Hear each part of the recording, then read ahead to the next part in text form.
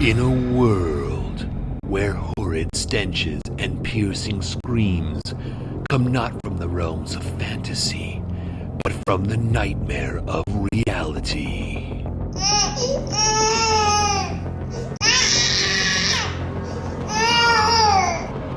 Come two heroes, bonded by love and the kind of desperation only parents can know. No! God, please, no! No! No! Behold, RPGs and Baby Makes 3, the greatest podcast in the history of all podcasts, by parents who have made a podcast about being gamers with a baby. Did I mention it's a podcast? Here are your hosts, Gretchen Hilmers and Rob Hessler.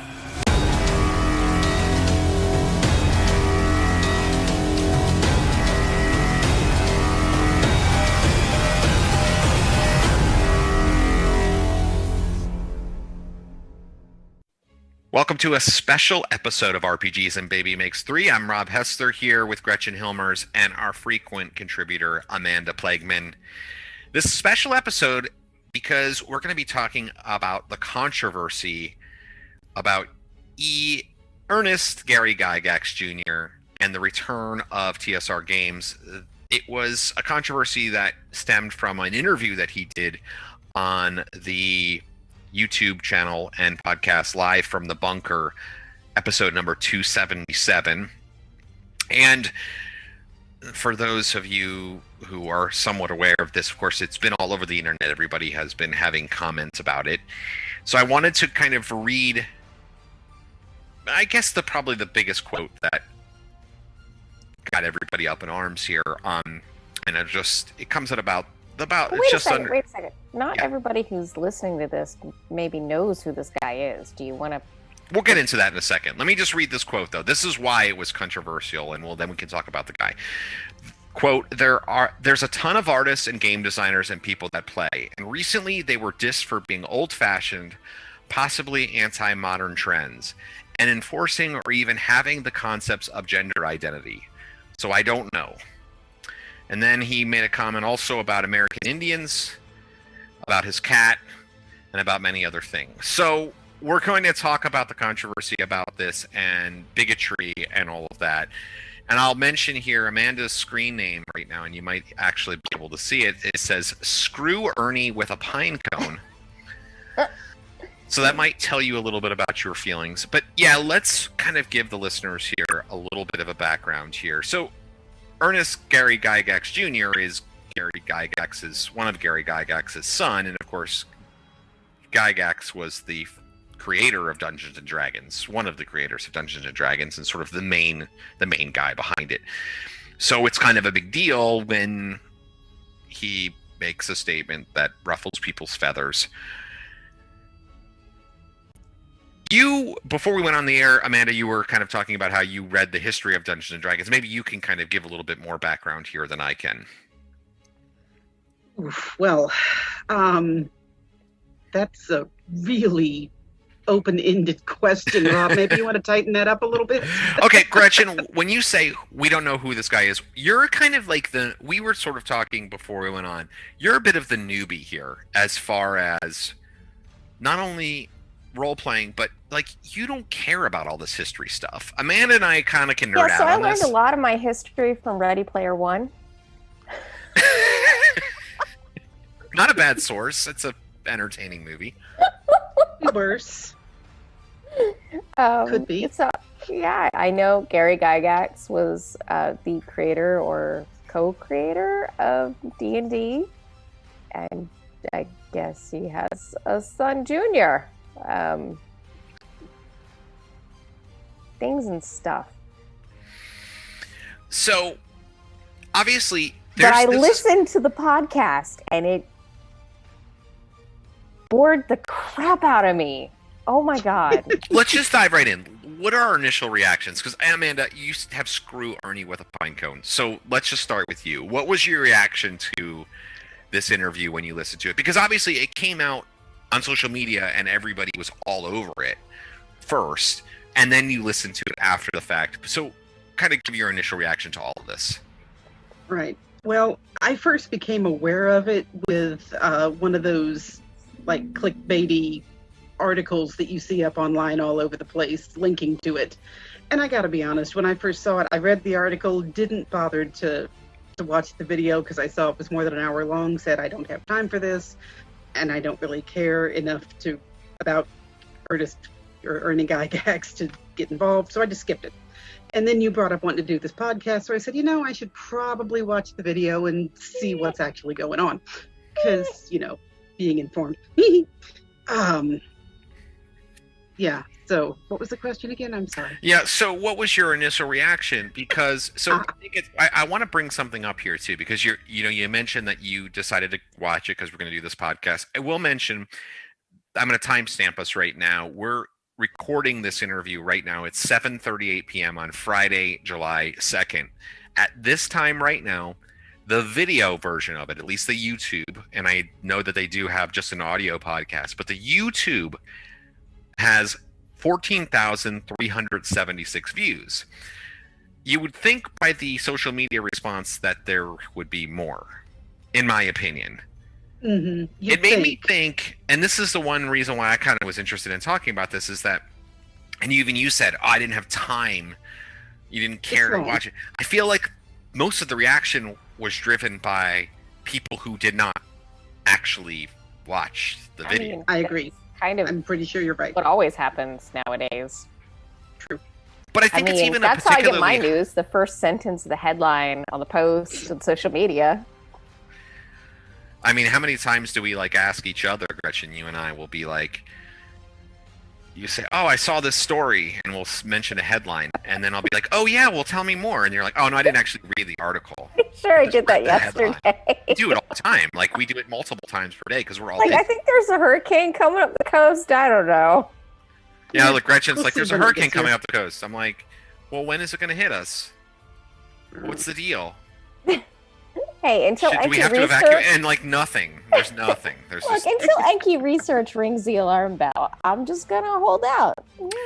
But I think that's kind of an interesting, just sort of a first point about this is that I think the reaction was really driven mostly by people pulling out a few small snippets and running with those small snippets. True. And also people who have strong feelings and are very actively involved in the gaming community saying Ernie Gygax is a bigot. I saw those words posted in so many postings on social media in the last week. It just actually kind of blew my mind. It actually made me really interested in kind of looking into this again and diving a little deeper because I was like, I will admit, I saw this posting come up first and foremost. Somebody said, "Oh, this is an S show." They kind of claimed "Oh my gosh, he's," and then so I went to watch the video, and I watched the video, and I was like, "Okay, now what was I supposed to see here that was such a big deal?" Not that the guy didn't come off as being some rambling moron. I mean, that was pretty clear. Smug, just from arrogant, listening. pretentious. Yeah, all of but those that things. shirt he was wearing was impressive. I mean, the whole scene of the interview, it's just a nerdy shirt, but he's just kind of lounging on a couch and he has the old person thing of where his head is here on the screen. You're like, what is? He had the D&D pillow too with all the lanyards. Anybody notice all the lanyards from conventions? I guess. Oh yeah. Yeah. Oh, that's nerd cred right there, Gretchen. And there was a throw. Oh, the lanyards though. That's nerd cred. That's like military ribbons, man. I prefer to hang art. That's lovely. Lanyards. I've got a. I mean, you should see my stack of lanyards. I just choose not to display them for the internet. Crazy head thing here. But I mean, your lanyards.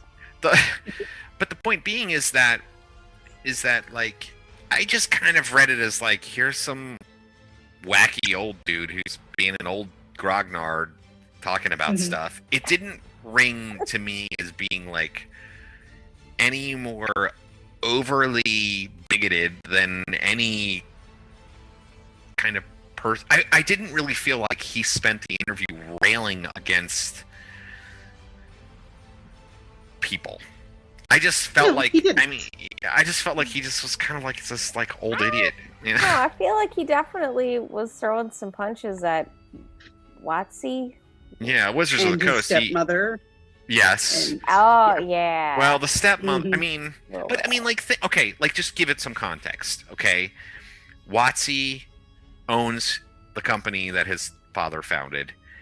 His, I guess you call him his mother-in-law, but not really. I mean, his stepmother, I guess. But like, I mean, like, how old was he when that woman was involved in the?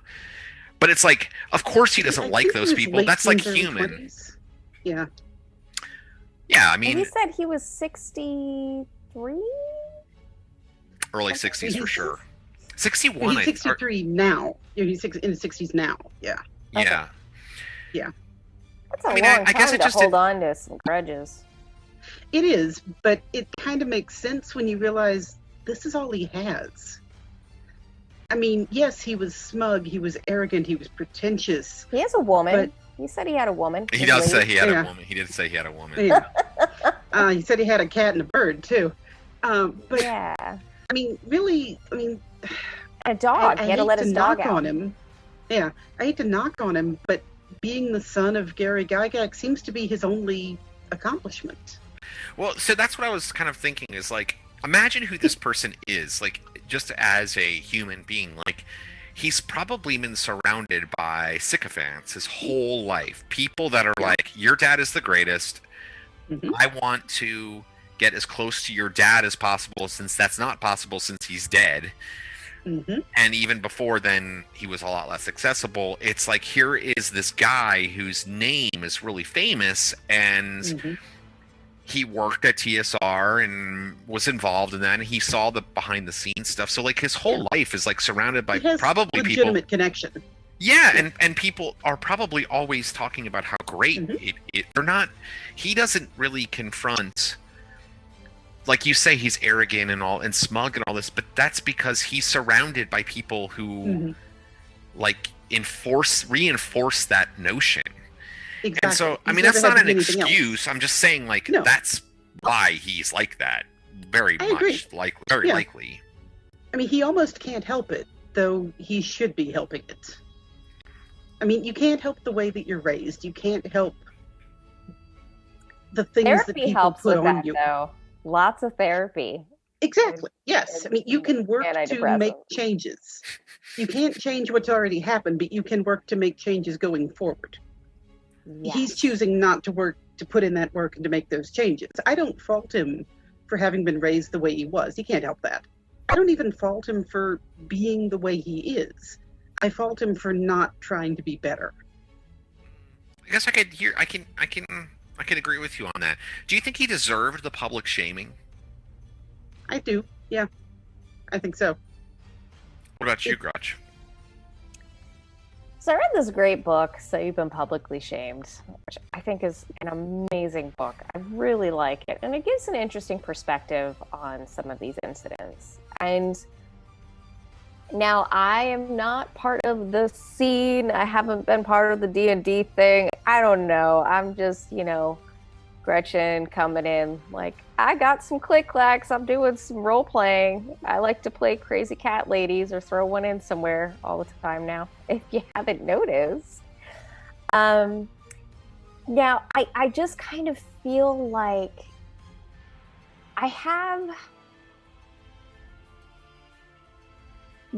it's a very hard time right now for white men, especially older white men, because there's a lot of making up for the past and continued bad behavior. And so when a dude rolls in with these antiquated ways of thinking, I can take two routes. I can be like, MFer, just cool the F down, go broaden your horizons, get some therapy. You're going to be okay. And then the other part of me is like, just effing business as usual, whatever. So I kind of feel like in this case, I see what is happening here, and I just think, oh, great, there's more of this.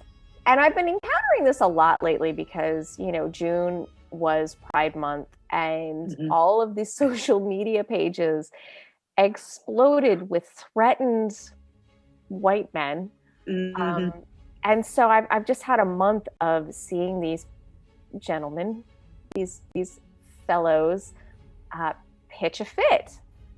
And so the fact that this comes up now, and I am just rolling my eyes so much that I'm surprised they're still in my sockets. So I probably need to go get another vision test. I just feel like here it's we business go as again. usual. Yeah, it's business as usual. So the way this is being displayed is I feel threatened, therefore I am not going to change. I'm going to dig my heels in more. I'm just like, whatever. All right. This is life. This is people who do not want to go with the times as they are changing. And you can't teach an old dog new tricks usually. Especially when they actively resist the learning. Yes. And so, okay, this is who he is. Can we call him a bigot? Can we rail on him? I'm sure people could. But I just think we have other things we can deal with. I don't know. It's just some old fuddy-duddy getting upset about these things. And my dad's 73, right?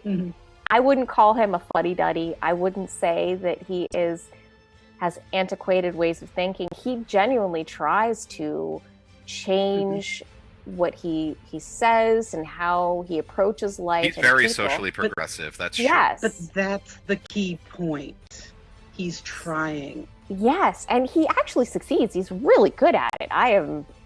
Kudos to my dad. I don't know if he listens to this. I think he's a little confused about RPGs. But he does it. He's really good at it. So I think he's a fantastic example of someone who can change and move through life. But he has also always kind of been that way. And so you have this guy who... Go ahead. Go ahead. Go ahead. Just that when you know that somebody's actively trying to change, it's perfectly fine to cut him a little bit of slack. Yeah. But also social media not, doesn't allow for that too. Generally speaking, when someone messes up, that's a good point. It is a hard ladder to climb back up. And that's a very good point. It's rough. And then of course some people maybe dig their heels in a little more and just keep kicking the hornet's nest. And then you're like, all right, well, maybe you earned this. Exactly. But something that I also found interesting is I rolled over to the TSR website. I'm sure you guys did too. It's old. Yeah, it's not good. It's not even about the design of the website. It's like the stuff that they're selling is all old. Like they haven't progressed. Even what's new is old. Yeah. It feels old. And so I kind of feel like when I listen to this interview and I look at this complete package of personality, website, what he's saying, and I'm like, okay, well, this caters to a very specific audience, and he's stuck. Yes. Well, it's interesting you mentioned that specifically too, because I was going to ask next up. I was going to ask, like, well, do we think that this is going to in any way impact his business? And I actually don't think it's going to really impact his business at all, because the people who are upset about this are not his customer base. Nobody, the people who buy those games that he is going to be bringing out and making are the people who think this is not a big deal, and the people who are upset about it are playing different, newer, totally different games. So it's not even... I think it's actually gonna... Yeah, like, are you gonna say it's probably gonna build his base some? Yeah, people are gonna spike by. Yeah. People are gonna spike by. Yeah, and I think that it's really popular to do right now among a certain group. It's like Dr. Seuss's own company got rid of some books, and then people went out and bought a whole bunch of Dr. Seuss, and thanks. And they didn't even realize, what was going on. I think there's going to be people out there who don't care about D&D, who are just suddenly going to go, all right, well, I want to buy stock in this guy because he says what I believe. Yeah, that's a good point. Yeah, and it wouldn't be a big deal. I mean, you're absolutely right. He's an old guy. He's stuck in his ways. It's easier, and in a lot of ways, even maybe for the best, to just let him go, let him have his thing. We can move on, and he can be left behind. Problem is that he's one of a very, very few faces of the industry, at least of that portion of it. He is a game world celebrity. I'm not going to call him Serena Williams, but I don't know enough other athletes to say. Wait, there's got to be an angry, or not angry, but a white dude who's right. I mean, he's Rob. Pull out a football guy. B Sports, Rob. What you mean, like somebody famous that he's like? Who would his sports equivalent be? So this would have to be somebody who is maybe Brett Favre. Brett Favre is a great example because he kind of says some clownish things every now and then, but he's also famous, but he doesn't play anymore. So he's kind of irrelevant, but also... Perfect. Yes, he is. Okay, good. Yes, apologies to Serena Williams. Yes, excellent. Brett Favre. Serena Williams is killing it. Exactly. She's amazing. Right. But, so, I mean, it wouldn't be a problem at all if Joe Random Old Dude was having these inappropriate things. But when it's still somebody with a name, somebody whose opinion still matters even though it shouldn't, at that point, you're in the public eye. You have an obligation to be better. It's not enough to just not be a bigot. You've got to be anti-bigot. And he's not. I wonder, though, if our viewing of him as being relevant is false. I mean, because I mentioned that this video, it has less than 15,000 views. I mean, like... Critical Role has literally millions of views on every single episode that they put out, and like I wouldn't be shocked, and I bet you this is, I have no basis for knowing whether or not this is true, but I would not be surprised one bit if many, many more people knew the name Matt Mercer versus the name Gary Gygax. Even. Not even this guy, but Gary Gygax, the actual creator of D&D. I feel like more people. 100%. Absolutely. I think we can safely say more people know who Matt Mercer is. Yeah. I mean, I haven't even listened to Critical Role, and I know who he is. I mean, we saw him in some movies. So that was kind of fun. But I mean, he really has he's ubiquitous. He's become a household name in gaming. Yeah, and you're right. We probably are overestimating Gygax's reach. I think that's partially a generational issue that you and I at least grew up in this, and we are aware of the history to a greater or lesser degree. Hey, I'm in the same generation. I just veered over. Yes. Other things. But you came up through Vampire the Masquerade, which is lovely, and these other things, whereas we came up in this. I came up with The Crow and The Craft. Well, but I mean, those are those are still more in line with something like Vampire versus something like fantasy. I mean, I was reading fantasy books. I mean, that was my first genre. You dragged genre. me into D&D again, kicking and screaming. Yeah, that's true. I tricked you by getting you into Supernatural, the RPG first. And a good trick it was. and then I learned I could play a Kender, and I was like, okay. Yeah, right. Well, here, I want to keep the conversation moving here because I thought what was interesting too. Stay on track, Rob. Well, this is a bit of kind of an exclusive to RPGs and Baby Makes 3 here because Amanda, during one of these social media discussions over this over this Thank you. this issue, you ended up kind of getting an exclusive comment by another sort of name in the history Look at Amanda. So I mean that was just kind of a weird back and forth that you got with Mhm. Frank Mincer. And for those who don't know who Frank Mincer is, he is one of the original TSR, one of the old school TSR guys. He was the one who did the basic box set, the 1983 version of it, the red box. It's very, sort of famous. I have the quote here, or you can read the quote if you've got it. Go for it. I'm digging it out. All right, so Amanda You do it. posted in a reply to. Well, let me set it up briefly because Yeah, set it up. put out a statement. Set it up. Yeah, he put out a several paragraphs long statement on his Facebook feed,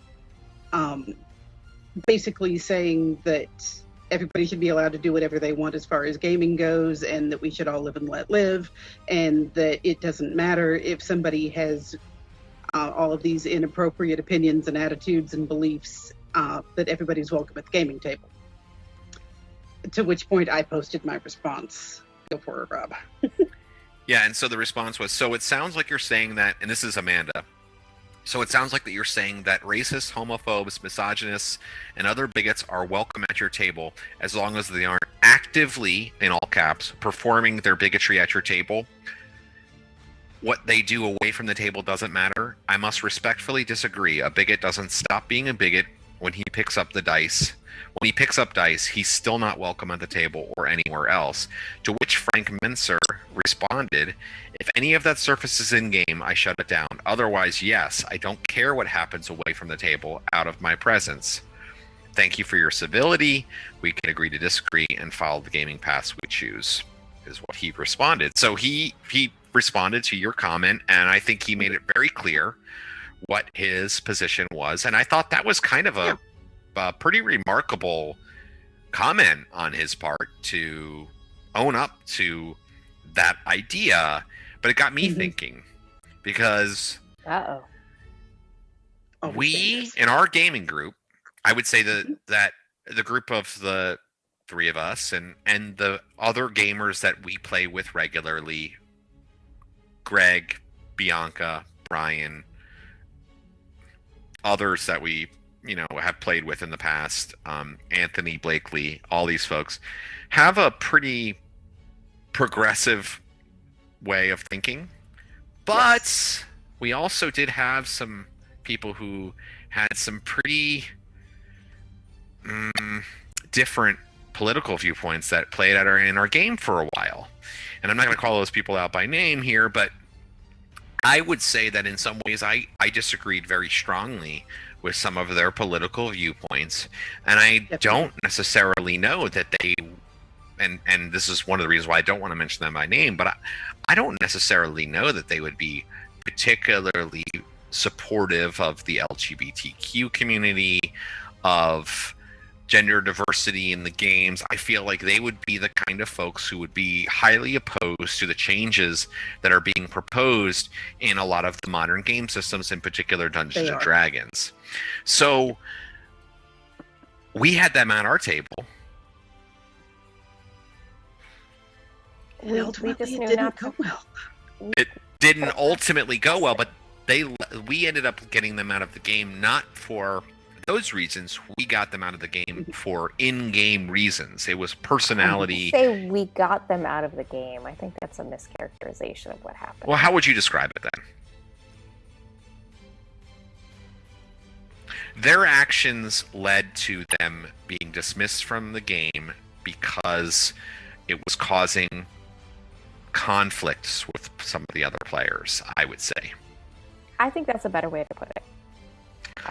I don't think there was any, when you say we got them out of the game, it implies that we were actively trying to get them out of the game. But I think there were attempts made to settle issues that were not met with.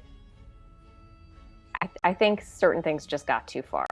I agree. One of the two players that we're speaking of are brothers, and one of them actually quit the game early on quit the campaign early on. This is a AD&D second edition campaign set in the Dragonlance world. He quit the campaign early on, sort of rage quit the campaign, and then asked to be back in. We let him back in, and he was a problem again. And then when conflict arose again, yeah, I still miss him though.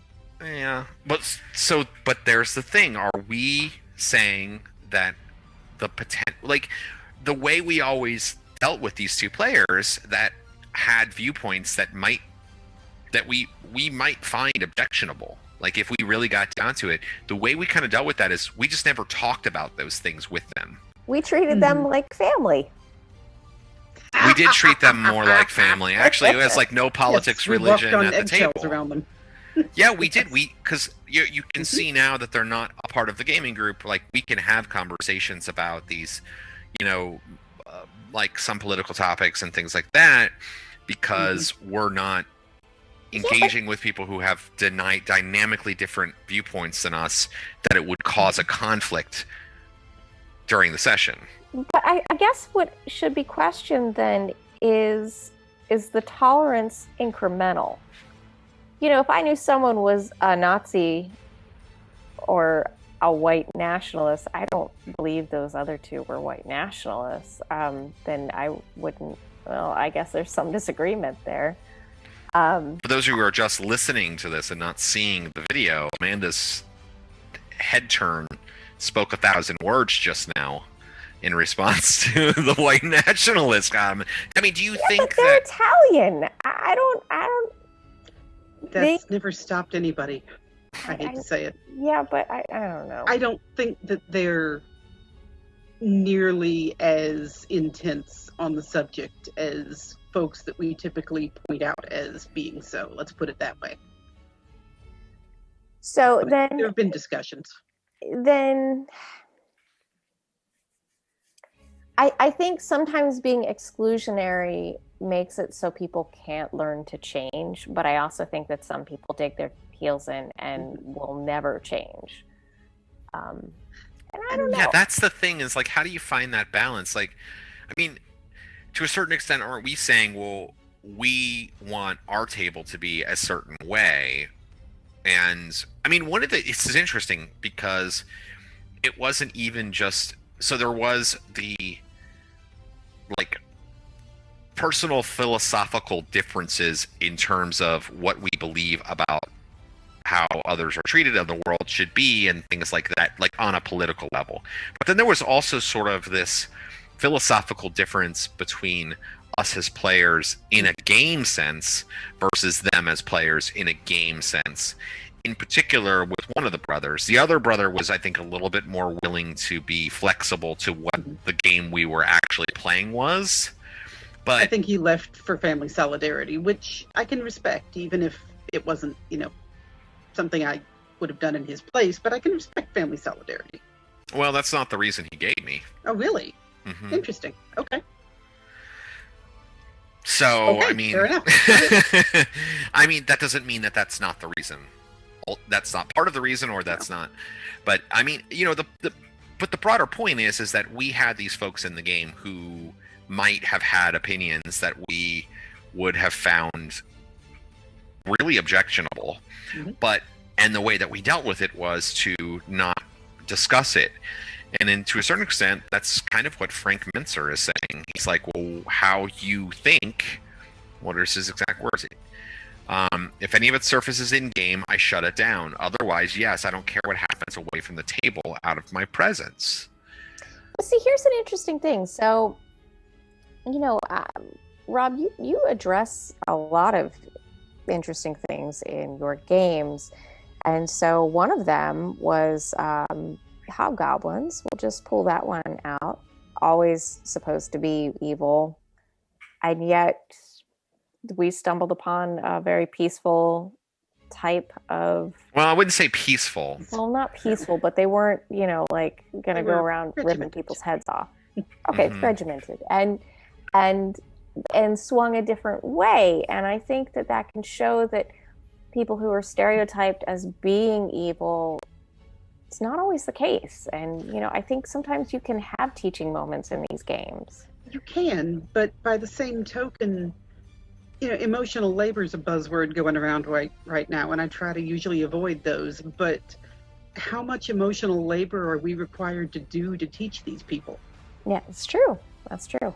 Yeah, I mean, like, ultimately, we're all getting together to have fun and play a game, and if there are viewpoints held by certain people at the table that make people not want to play the game or not be fun because you know that, you know, Ernie Gygax is sitting next to you and doesn't like you because you were, you know, born a female but you identify now as a male, then that's a problem. You know, that's not really what, I mean, that seems against the spirit of, I mean, like, I don't know, like, first of all, I just gotta say, like, why do we even care about that, to be honest with you? Like, it impacts me zero. I don't even understand. Well, and, like, you know, I just don't want to play with somebody who wishes me harm.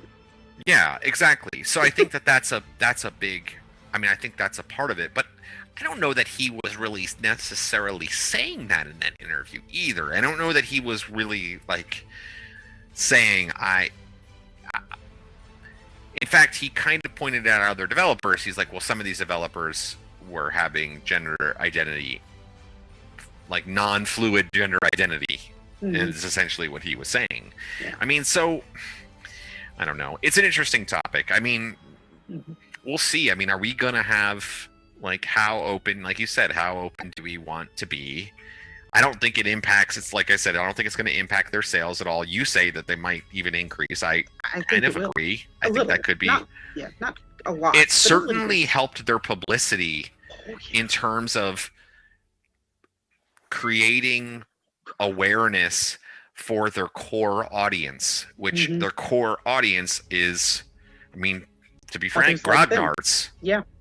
I mean, that's their core audience. That's who's going to play those games. I like old school gaming. I mean, we play AD&D Second Edition, but my AD&D Second Edition is pretty progressive. I mean, like you mentioned, the hobgoblins, which are lawful good. They were lawful good hobgoblins, but it wasn't really too much of a stretch. And then, of course, I just kind of like identified a openly gay relationship of two major lords in the Dragonlance world that, I mean, and that was, I actually just was like, wow, this kind of makes some sense. It wasn't even really like, so I have those things in my game. It's not like, and I'm not, and I will say this too, this is not a teaching moment.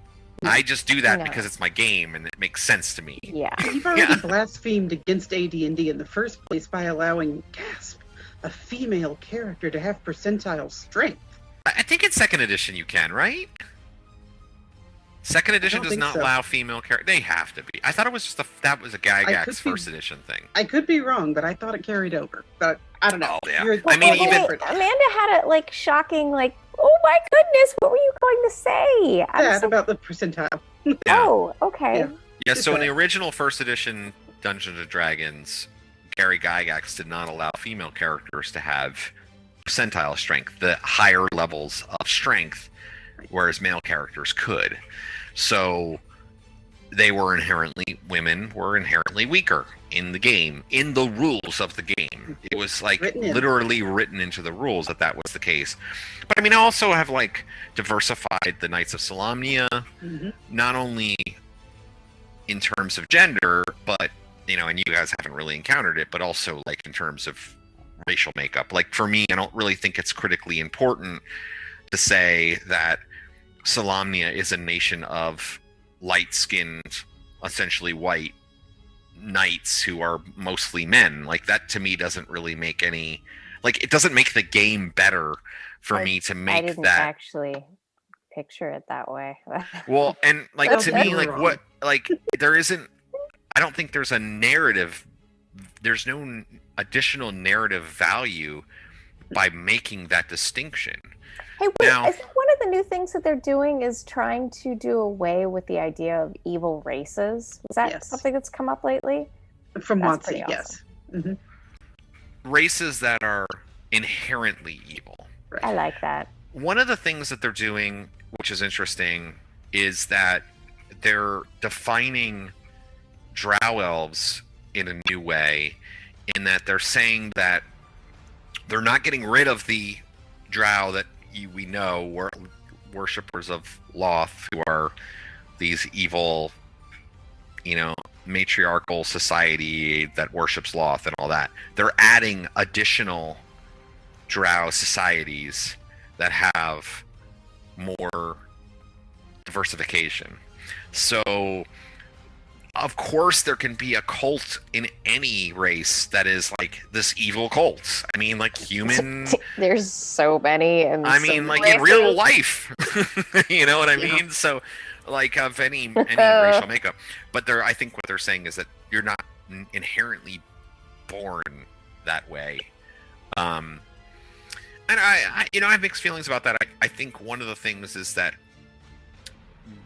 my on the one hand, I think, okay, yeah, sure, like nothing is born bad, I guess, in a one way. But in the other way, they're also fantasy creatures that don't actually exist in the real world. So if you can take a step back for a moment and recognize that we're not actually talking about a being that actually exists in any form whatsoever. It's entirely fantastical. Having something that is inherently evil and is known to be the bad guy, and that simple pleasure of you're the good guy and you go and you fight and kill the bad guy, and those lines being very clear. Right. There's something sort of simple, pure, and nice about that for me, like as a player. Like I know the red dragon is a bad dragon, and you are, and I'm the warrior. Tick believes everybody has the ability to be his friends.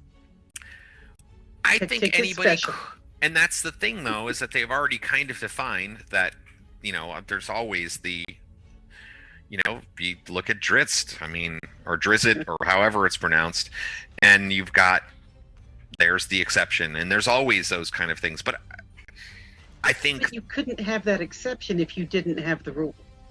Yeah, exactly. I think the problem you get to with certain races like orcs or drow elves is that they're too closely correlated with specific human actual races that exist.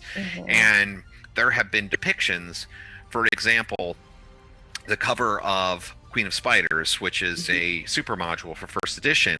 The artist did a depiction of the Queen of Spiders, and at the time, it seems pretty clear that the artist was really interested in Mad Max Beyond Thunderdome, because it's essentially the drow on the front is Tina Turner, as from the movie Mad Max Beyond Thunderdome, and all of the drow, but the drow elves are depicted as being, they essentially look like African American people. So it creates this correlation between drow elves, which are an inherently evil race, being black people. Now, I don't know that was the original intent. I really have no idea, but there is a connection that has been drawn, like a canon connection that has been drawn, that people can look to and use as an example to say, yes, drow elves have been depicted in a way that equates them to actual black people in our culture. So therefore, saying that they are inherently evil, it does bring up some issues. And I know that there is like some long-standing racial issues concerning orcs as well.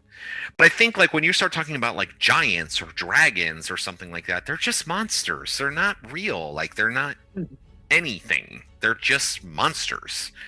Like beholders, we don't need to say beholders are good. Like we can say that they're evil and like let's just kill them. You know what I mean? Like let them be the bad guys, It looks like they could hug you with many eyes.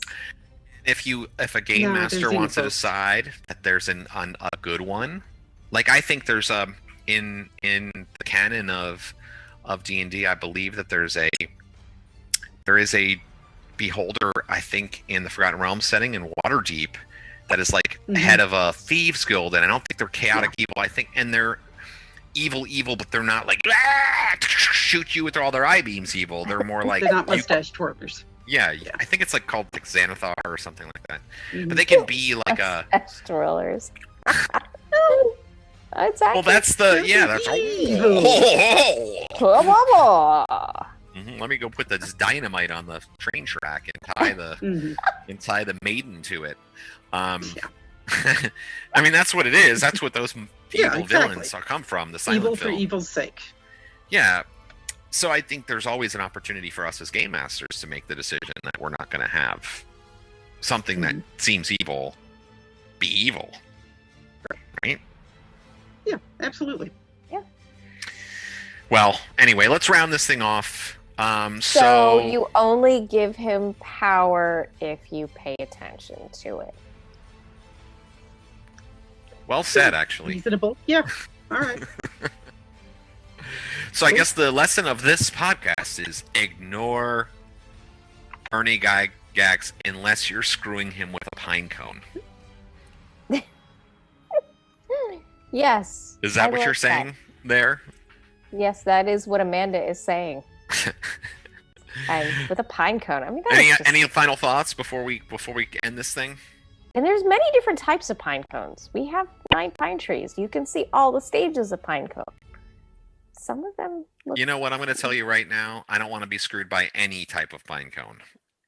I mean, I think if you were to be, it would be the one that the squirrels eat, where it's just a little nubbins. A little cob. That's a pine cone cob. There goes my plans for the night. And on that note, subscribe to the podcast here on YouTube or wherever you're listening, iTunes, Spotify, I don't know, Podbean, Stitcher, all of the places.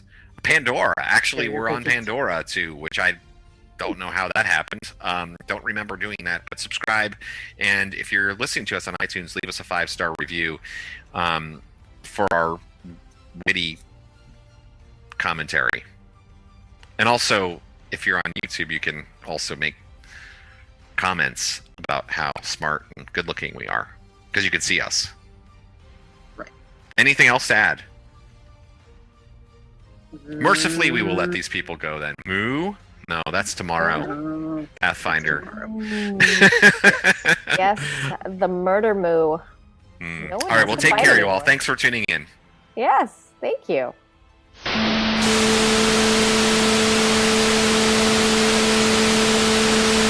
Sensitive as a Novocaine arm. So, you thought the episode was over, and it's not, because we realized we forgot to talk about something really important that came up, and that is probably the most pathetic moment of that entire interview. And that's when, well, I mean, I think you described it best, Amanda. Why don't you point it out here? Good old Ernie felt the need to go out of his way to point out how he's got his pet cripple, for lack of a better description in this instance. He made such a big deal about how he's gone out of his way to make a fuss over this one disabled fan of his.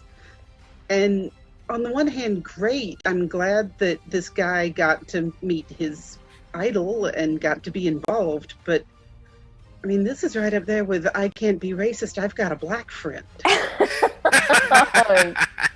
Hey. Can't be ableist. I know. I'm friends with this person in a wheelchair, basically. Yeah. And I mean, him going over and making such a fuss over the dude's achievements and how, he's doing all of this wonderful stuff and he's so good for a disabled guy.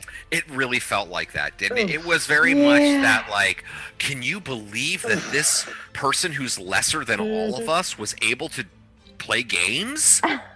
Exactly. Yeah, he didn't need much in the way of a caregiver at all.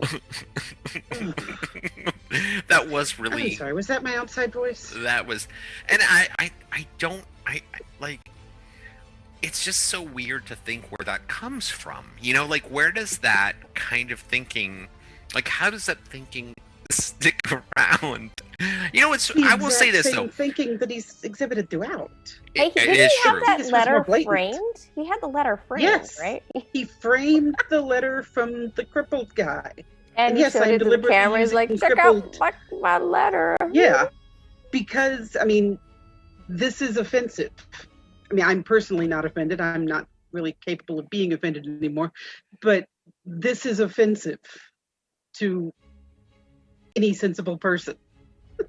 Well, it was interesting, and I kind of bring this up, and I hope you don't mind me saying this, Amanda, but when we first connected to play RPGs, and I had advertised this campaign that I was going to run, and you said you wanted to play, and I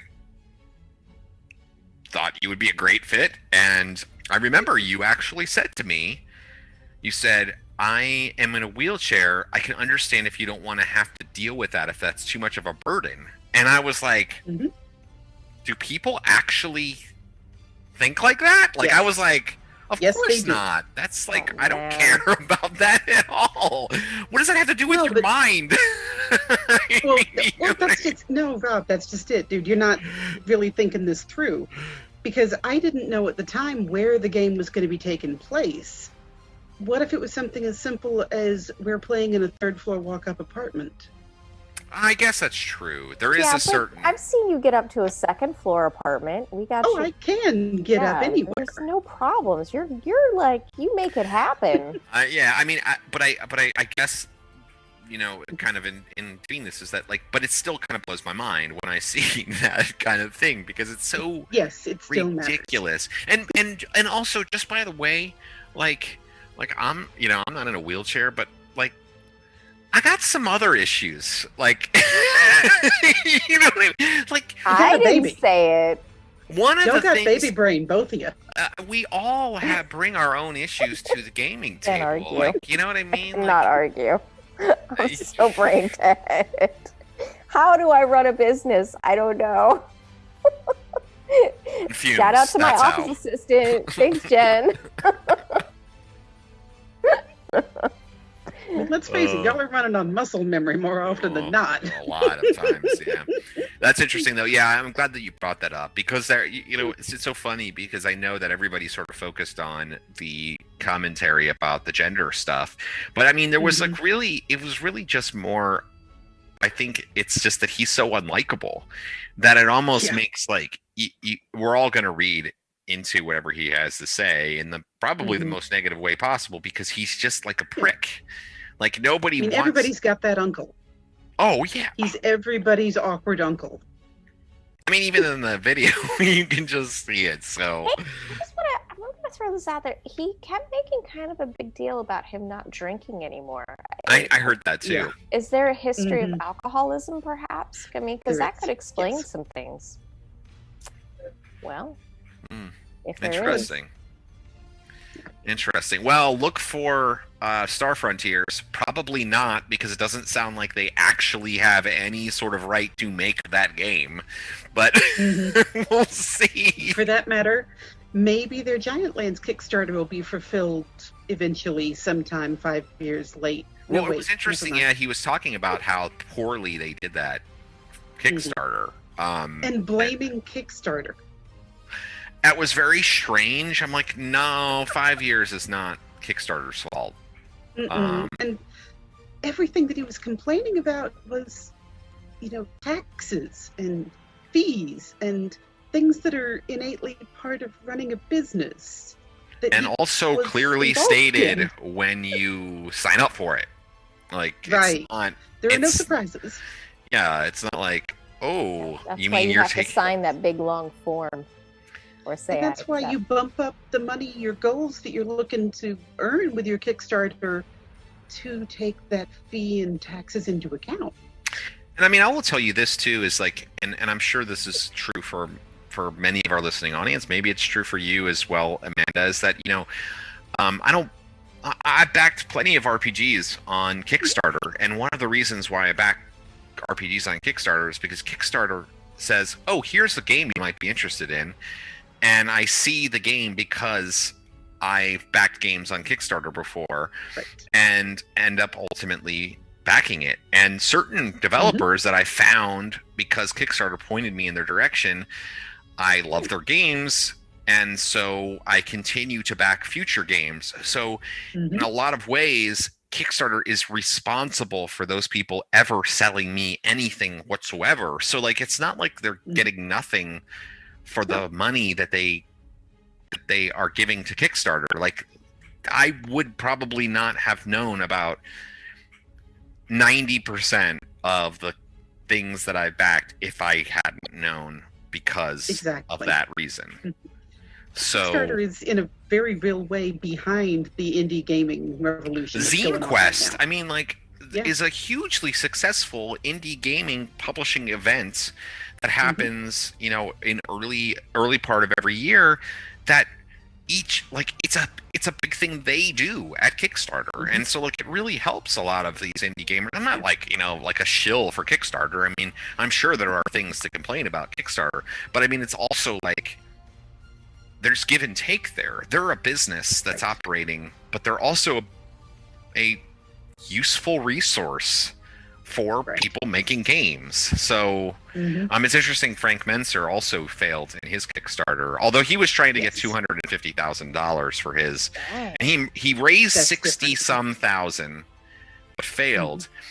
And I thought that was a foolish endeavor. You don't ask for that much. Yeah, I mean, some can, but it's very rare that a game is going to reach that peak. And 60,000 would have been a really great start if you would have just thought about the way to make it successful from that starting place. But it wasn't, you know, I mean, these are old folks, old people that don't really understand, I think, in some ways, to do stuff. It's fine for them to not understand, but they need to learn to ask for help from folks who do understand. Yeah, I mean, for sure. Yeah.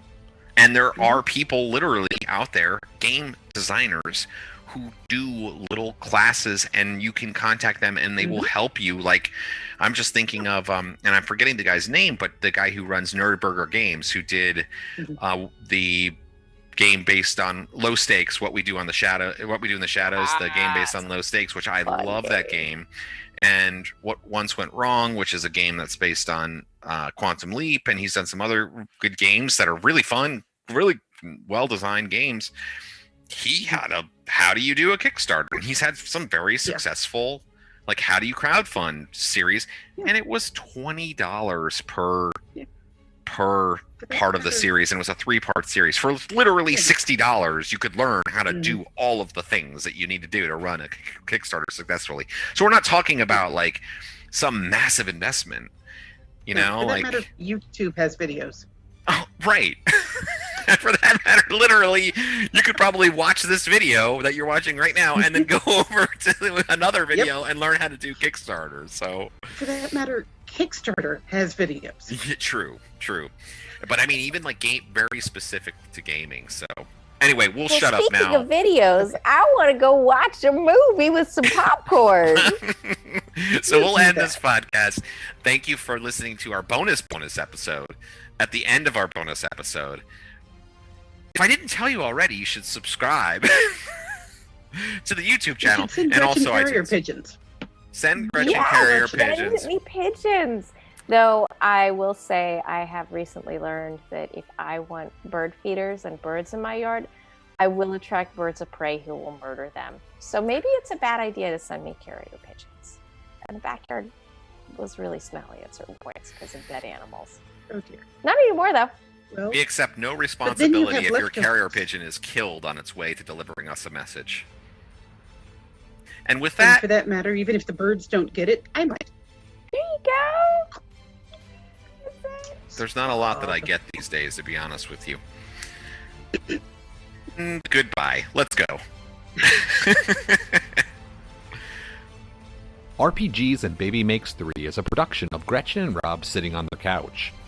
Email the show at rpgsandbabymakes3@gmail.com. You can find more episodes on Podbean, Spotify, and iTunes, as well as on our free Patreon page at patreon.com/RPGs and Baby Makes 3.